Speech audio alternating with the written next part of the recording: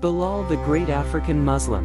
Bilal is very lovingly remembered by all Muslims of the world as one of the earliest great African Muslims. He was born in a village in a mountainous place in western Arabia. Bilal's father was called Rebah and his mother was known as Ummayya. They had come to Arabia as slaves from Ethiopia. The father and mother were slaves of Ummayya bin Khalaf, a rich man from the tribe of Quraish. Bilal was therefore born into slavery and served as a housekeeper. His master Ummayya bin Khalaf was not a Muslim. When Bilal was about the age of 40, it was the time when Prophet Muhammad started teaching the new religion of Islam. Bilal was attracted by the teaching of Prophet Muhammad. He accepted the religion of Islam and became a Muslim.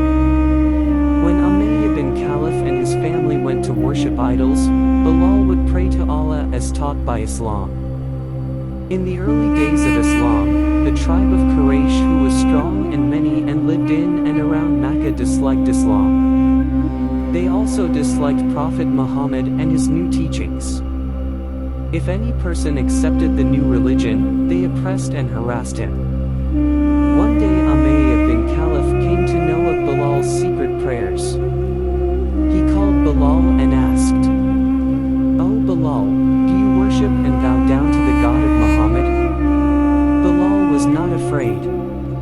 He replied, "Yes, Master, I do worship Allah, the only God." The reply angered Ummayya greatly. He began to torture Bilal. He was tied with ropes and made to lie on the burning hot desert sand at mid-noon. He was then asked to forget the God of Islam and worship the great idols known as Lat and Uzza. But Bilal was strong in his new belief. He refused to worship idols and kept crying, "Ahad Ahad," meaning one God, one God. The tortures continued and were increased. Hot iron rods were stamped on his pained body. Yet Bilal would not yield. On one hot day, Bilal lay on the burning hot sand tied to the ground. A very heavy stone was placed over his chest. Bilal could no longer bear the heat and the load so great. He had also grown weak. In that tied condition, even water was denied to him. In this condition, he lay and lost his senses. As the day neared its end, it became cooler. He regained his consciousness, senses.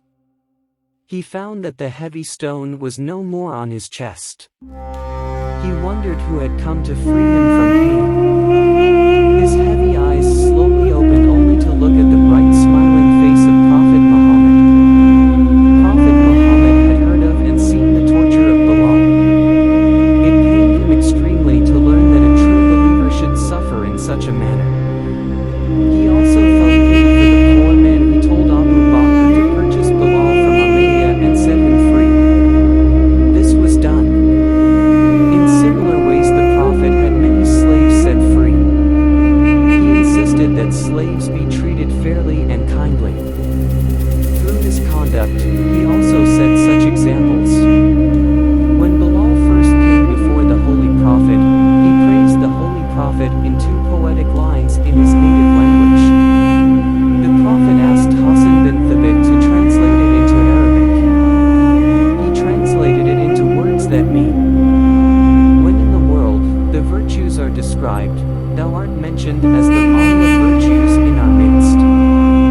Among the slaves from Africa, Bilal was the first to accept Islam.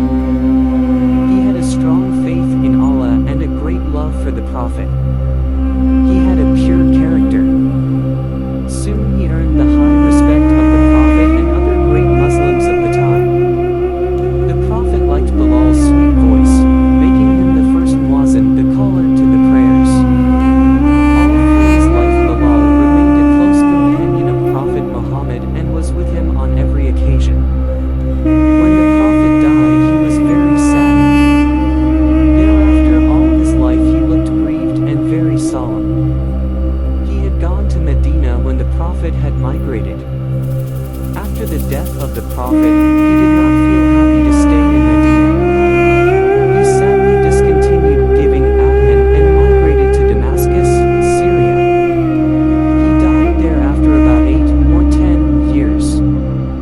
His grave is still existing in the famous Muslim graveyard in Damascus.